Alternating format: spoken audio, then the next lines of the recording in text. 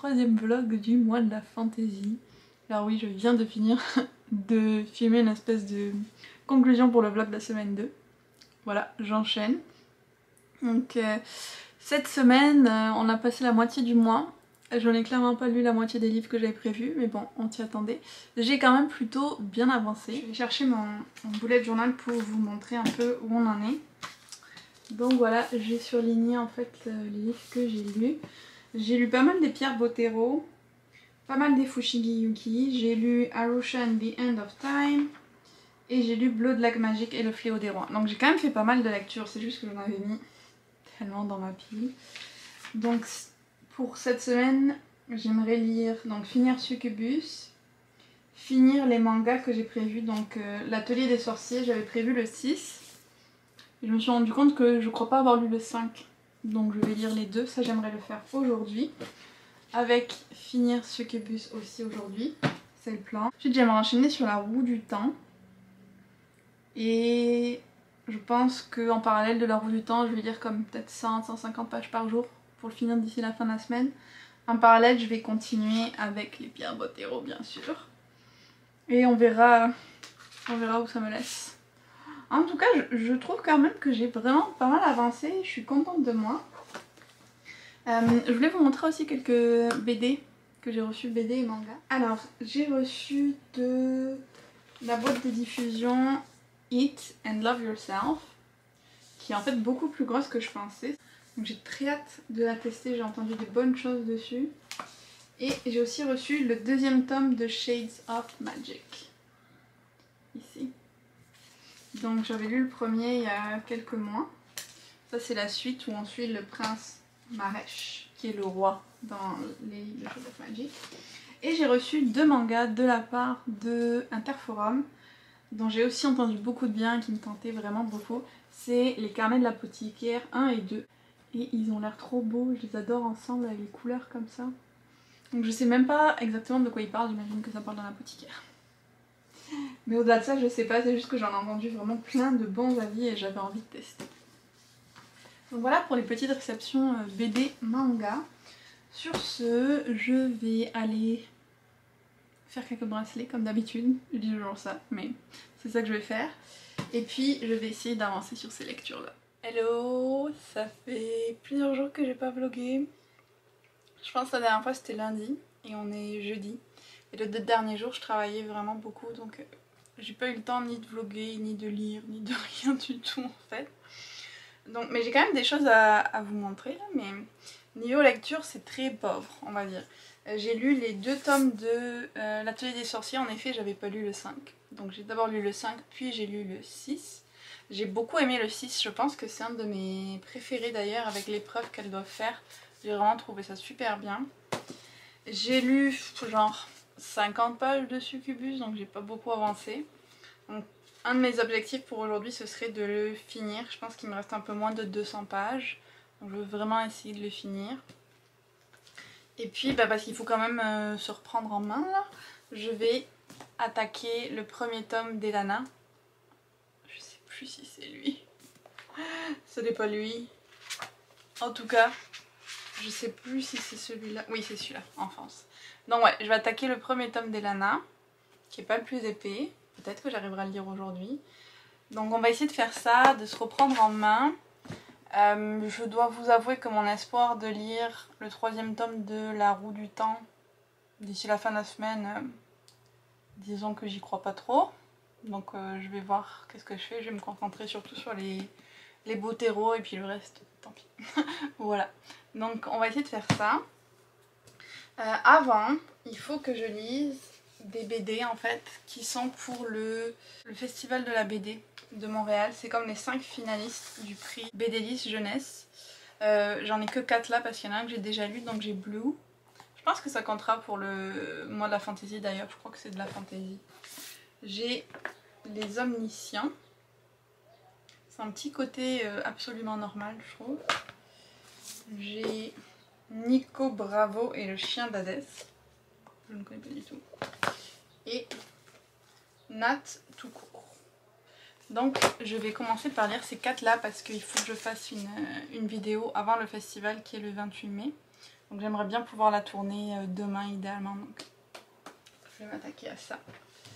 Donc un bon programme lecture quand même pour aujourd'hui. C'est juste que je peux pas faire que des lectures pour le challenge, donc ça me ralentit. Mais c'est comme ça.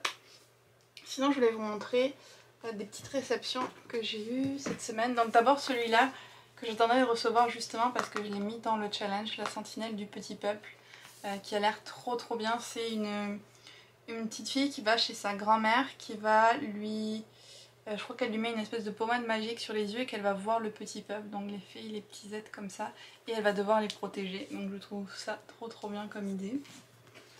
J'ai reçu de la part de Flammarion les tomes 1 et 2 du collège maléfique.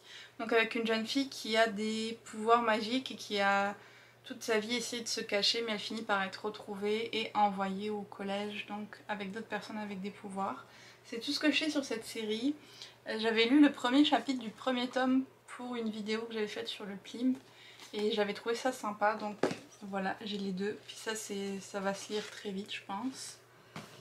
Et enfin j'ai reçu hier 2 livres de HarperCollins Canada, donc Last Chance Books. Ça c'est un livre sur les livres, je trouve toujours ça cool.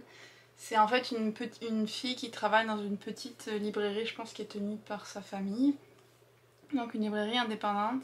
Et puis juste en face d'eux, il va y avoir une librairie de chaîne qui va s'installer. Donc il va y avoir une rivalité entre elle qui travaille là et un garçon qui travaille dans l'autre librairie. Donc voilà. Petite romance Enemies to Lovers, j'imagine. Et j'ai celui-là. Alors lui, je sais pas trop de quoi il parle, je vous dirai. Mais j'adore la couverture, ça fait très estival. Alors de ce que je lis... Ça fait 2 ans que la mère de Reina est décédée et 2 ans que son meilleur ami et son premier amour est parti de Tobago pour suivre ses rêves de musique. Donc tous les amis de Reina essaient de planifier leur futur, même son père qui essaie d'aller de l'avant suite au décès de sa mère. Mais elle veut rester à Tobago et maintenir le centre familial de tourisme qu'il y a là-bas. Et c'est là que son premier amour en fait revient dans le resort comme invité VIP et donc ils vont se retrouver. Vous n'en avez pas du tout entendu parler mais je vous avoue que je suis vraiment tentée, ça me paraît une très bonne lecture pour cet été. Donc voilà pour le petit update de vlog. Ouais, je vais commencer par lire les BD pour m'en débarrasser entre guillemets juste parce qu'il faut vraiment que je le fasse. Et après je vais essayer de finir celui-là. Voilà, on se retrouve un peu plus tard. Hello!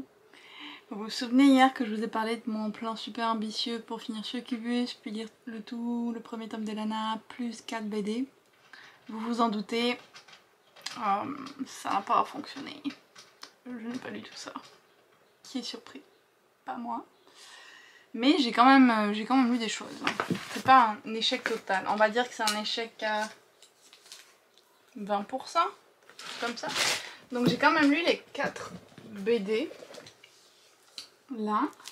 Je vous en parlais vite fait, mais je sais pas pour le challenge. Celle-là était vraiment super intéressante. Je suis très intriguée et j'aimerais beaucoup lire la suite. C'est comme 5 jeunes qui se réveillent un matin et qui ont le savoir absolu. Genre tout ce qu'il y a sur internet, tout ce qui s'est passé dans l'histoire et tout, ils arrivent à le savoir. Puis chacun a des petites spécificités par rapport à ça. Sauf que le FBI veut s'emparer d'eux et puis utiliser leur pouvoir pour le gouvernement. Donc c'est ça, on les suit quand ils découvrent leur pouvoir l'un après l'autre, puis comment ils se réunissent. J'ai beaucoup aimé. Il y avait aussi Nat tout court, là c'est l'histoire d'une jeune fille qui rentre dans une nouvelle classe et qui perd sa meilleure amie, qui n'a pas trop confiance en elle, donc on suit un petit peu, on va dire, son envol, comment elle développe un peu sa confiance, qu'elle découvre ses talents à elle, elle se fait de nouveaux amis, tout ça. C'était sympa, le format est chouette parce que c'est comme tout en dessin là. Donc c'était rigolo. Je l'ai bien aimé aussi, mais comme je vais devoir catégoriser les 5, lui par exemple, je pense pas que ce sera mon numéro 1. Il y avait Blue. Alors Blue, j'ai trouvé les dessins super. J'ai trouvé certaines parties de l'histoire vraiment intéressantes et intrigantes. Vu qu'on suit Blue qui a perdu son père un jour dans une tempête et qui va se retrouver attaqué par une forêt mystérieuse et passer dans un autre monde. tout cas c'est ce que j'ai compris. Justement ce qui m'a un peu plus dérangée avec ce livre, c'est que j'ai pas tout compris ce qui se passait. Je suis un peu confuse sur certaines parties de l'histoire. Faudrait que je trouve quelqu'un qui l'a lu pour en discuter parce que je suis un peu genre qu'est-ce qui s'est vraiment passé là? Voilà, donc en même temps je suis très curieuse et les dessins sont magnifiques.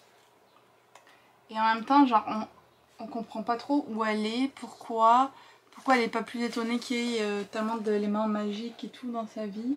Donc je suis un peu perplexe on va dire. Peut-être que quand j'en aurai discuté avec quelqu'un ça ira mieux.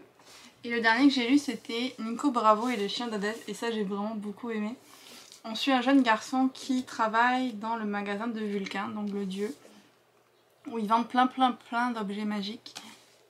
Et à un moment il y a une descendante de Beowulf qui est comme un chasseur de monstres qui arrive au magasin et qui est décidé de partir en quête d'un monstre à tuer. Et ce monstre là c'est Cerbère, le chien des enfers, sauf que Cerbère garde les âmes des gens et si quelqu'un le tue il n'y aura personne pour garder les âmes et donc c'est ça, les âmes des gens qui allaient en enfer vont toutes être libres sur la terre. Donc Nico va essayer d'empêcher ça et puis en même temps il y a des histoires avec une guerre des licornes, des éléments mystérieux qu'on nous pointe du doigt un petit peu pour la suite je pense. Donc franchement je me suis régalée. Le dessin n'est pas forcément mon style préféré mais je m'y suis habituée. Donc celui-là il a des bonnes chances de finir en haut de mon classement en tout cas. J'ai aussi fini Succubus Blues, enfin. En même temps il se lisait vite, je sais pas trop quoi vous en dire, c'est de l'urban fantasy classique avec l'héroïne qui attire tous les gars, avec pas mal de clichés, mais qui en même temps est distrayant et puis on se prend au jeu et puis il y a de l'humour donc ça passe bien. Voilà à peu près tout ça. Et pour dire que je l'avais fait, j'ai lu les 50 premières pages du premier tome d'Elana, juste pour dire. Mais vous voyez, j'ai quand même déjà mis pas mal de post-it. Ce que j'aime beaucoup dans ce premier tome, c'est donc on va suivre Elana, qui est une des héroïnes de la quête et des mondes d'Ewinan. Et là, on va de la découvrir à son enfance.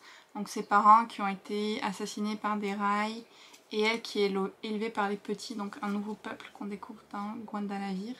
Justement, j'ai marqué pas mal de passages sur les petits. Au début, il y a une de mes citations préférées, je pense, de tous les Pierre Bottero. C'est une discussion entre Elana et sa mère, Isaiah. Et donc, Elana, elle demande pourquoi est-ce que les nuages vont dans un sens et leur groupe dans l'autre. Et la mère répond, il y a deux réponses à ta question, comme à toutes les questions, celle du savant et celle du poète.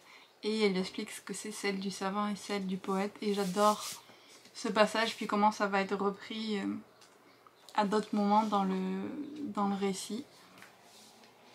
Et ça fait vraiment comme un début de...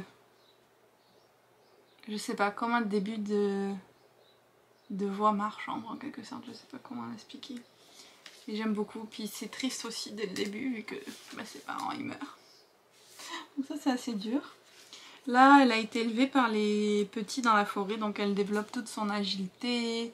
Elle devient vraiment pas comme une enfant de 10 ans ne devrait être en fait en grandissant avec les petits. C'est toujours très drôle les petits en fait parce qu'ils ont cette espèce de façon de parler qui nous quand on la lit fait beaucoup rire mais que eux ne le font pas pour faire rire, je sais pas comment expliquer mais c'est très particulier et j'aime beaucoup. Genre il y a un passage où il y en a un qui dit on approche et l'autre lui répond nous approchons depuis que nous nous sommes mis en route. Ta remarque est aussi mal formulée qu'inutile. Voilà, ça vous donne un petit peu une idée. J'en suis donc maintenant au chapitre 11 et je vais vraiment essayer de tout lire aujourd'hui. Voilà, en espérant que ce soit possible et que je vous revienne pas pleine de honte parce que j'ai toujours pas réussi à finir ce livre. Bref, je m'y mets de suite. Coucou, on est le... je sais même pas, on est samedi, on est le 22 mai. J'ai réussi à lire ce que je voulais lire, enfin. Donc j'ai lu le premier tome d'Elana. Encore une fois je me suis bien amusée avec mes post-it. Je suis super contente de les avoir. Ça fait tellement du bien de se replonger dans les Elana. Je sais plus si je l'avais relu déjà ou pas ce premier. Je pense que oui, mais c'était vraiment trop bien de m'y replonger. Puis je vous l'avoue. J'ai un gros crush sur Gilano, le maître marchand de Elana. C'est vraiment... j'aime beaucoup son personnage. Malheureusement, ça va pas très bien finir pour lui. Mais j'essaye juste de profiter des passages où il est là. Pour le moment, j'aime vraiment beaucoup. Puis c'est ça, de commencer le cheminement de la voie des marchands avec Elana, c'est juste tellement bien en fait. C'est tellement beau et poétique et tout. Puis en même temps, il y a un côté assez dur parce que les marchands ils tuent assez facilement, on va dire. Mais c'est vraiment super beau et tellement unique en fait. J'adore, je suis trop fan. Donc pour aujourd'hui, j'espère lire le deuxième tome qui est à peine un petit peu plus long que le premier. Donc j'aimerais bien le lire en entier aujourd'hui, on va voir si c'est possible. Et j'aimerais aussi lire la moitié des chapitres de cette semaine de The Poppy War parce que je les ai pas encore lus. Donc là je suis un petit peu à la traîne. Il faudrait que je me bouge. Voilà. Donc ça va être mes lectures pour aujourd'hui. Et puis comme il fait hyper chaud, je me suis fait un petit thé glacé. Donc c'est un latte Thai. Ouais, c'est ça, donc avec du thé qui vient, un mélange de thé, d'épices et de lait, je crois, qui vient de Thaïlande qu'on m'avait ramené. Et bon, je réutilise le verre de The Alley où on est allé hier tester leur bubble tea pour la première fois, juste parce que je le trouve chouette et qu'il est grand. Voilà. Donc c'est parti pour un petit moment lecture.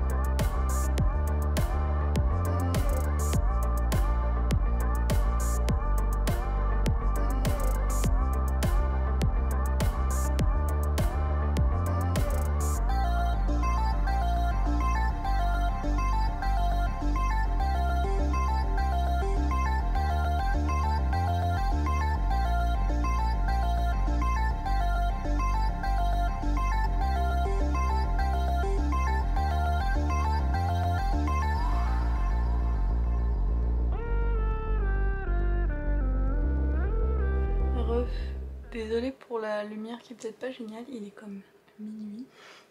Et je viens de finir l'envol, donc je suis contente. J'ai réussi à le lire en un jour comme je voulais. J'ai même réussi à lire 5 des 7 chapitres de The Poppy War que j'ai à lire pour cette semaine, donc j'en aurai que 2 à lire pour demain. Ça c'est cool aussi. J'aime toujours vraiment The Poppy War, je vous en parle vite fait avant de repasser à Elana. J'aime vraiment l'univers et tout, ça se lit comme du young adulte, même si c'est censé être de la fantasy adulte, je trouve que ça se lit quand même assez facilement. Donc on est en pleine guerre entre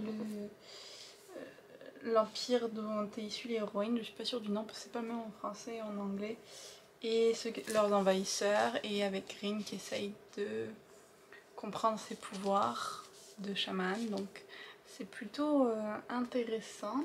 Comme je dis, ça se lit vraiment, vraiment vite, je pensais que ce serait plus complexe entre guillemets, mais au final ça se lit vraiment bien. Et donc j'ai lu l'envol qui est un de mes tomes préférés je pense. J'ai mis tellement de post-it là aussi. Il y a plein de mes citations préférées dans ce livre là. Je vais essayer de vous en lire quelques-unes.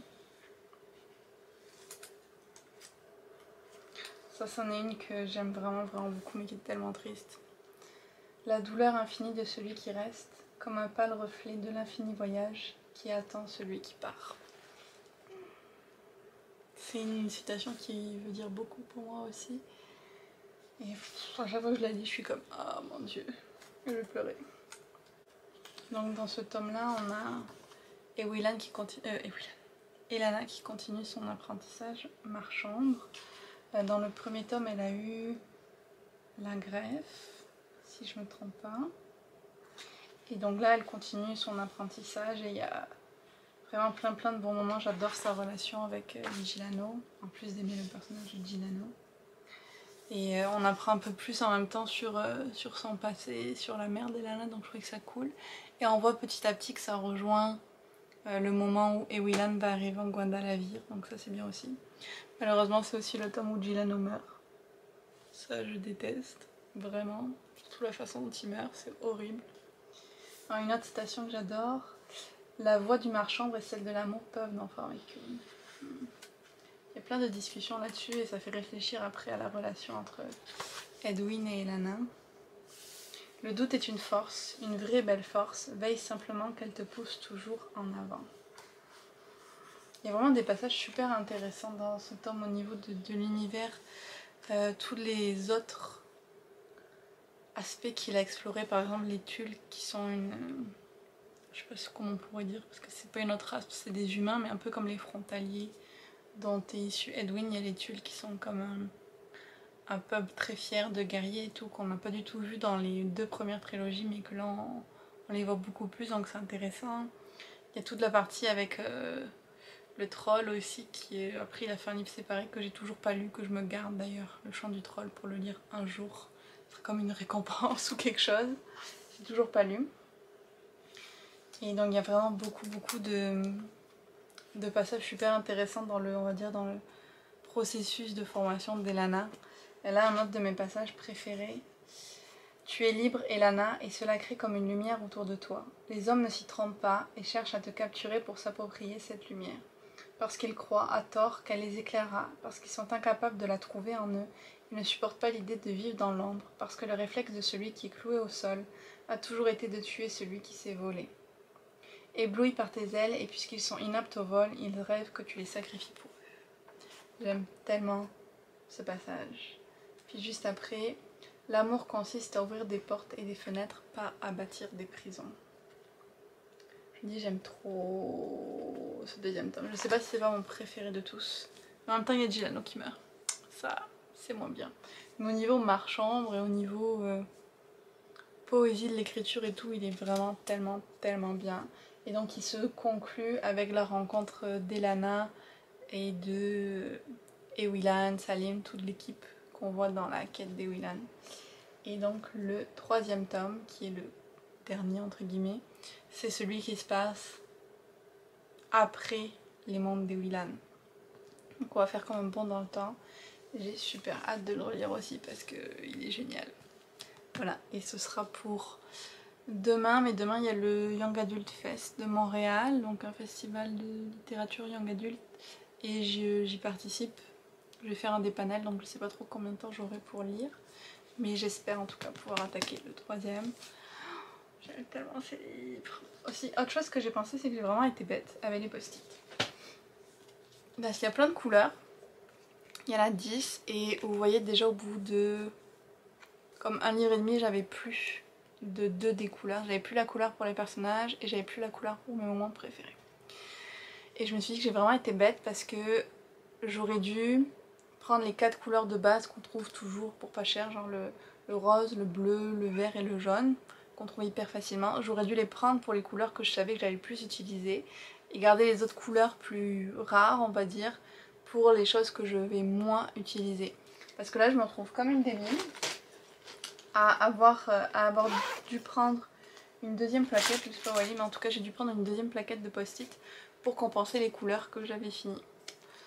Et je me trouve vraiment bête parce que ça va me faire les gaspiller beaucoup plus vite. Genre le rose pâle, je l'ai pas utilisé du tout dans les 2 premiers livres. Et il m'en reste plein du coup. Tandis que les couleurs pour les personnages ou les moments préférés, bah, j'en ai plus. Donc voilà, c'était très bête ce que j'ai fait. Je me sens très bête. J'ai voulu aller avec mes couleurs préférées. Et ben c'était pas une bonne idée du tout. J'aurais vraiment dû plus réfléchir. Donc à voir, est-ce que je vais garder ce système là pour les Pierre Bottero vu que j'ai commencé. En espérant que j'en ai assez pour refaire les Ewilan parce que ça se trouve j'en aurais même pas assez. Et puis je vais réfléchir pour les prochaines fois, peut-être faire un truc un petit peu plus intelligent, hein. Voilà. Et comme je vous ai dit, j'attends de l'avoir bien au point. Je vais me coucher.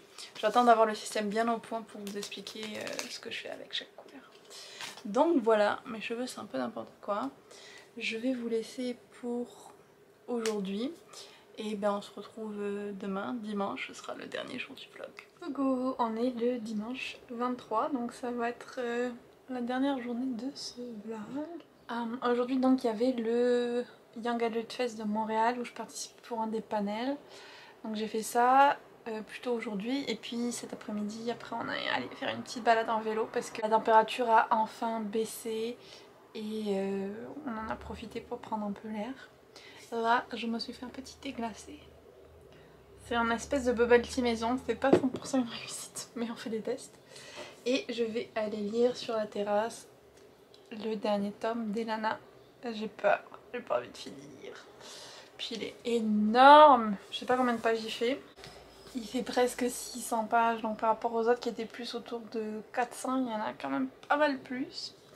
Donc je suis pas sûre de le finir aujourd'hui celui-là. Autant les autres je pouvais les lire en un jour, lui pas sûr, pas sûr. Mais bon, on va s'y mettre.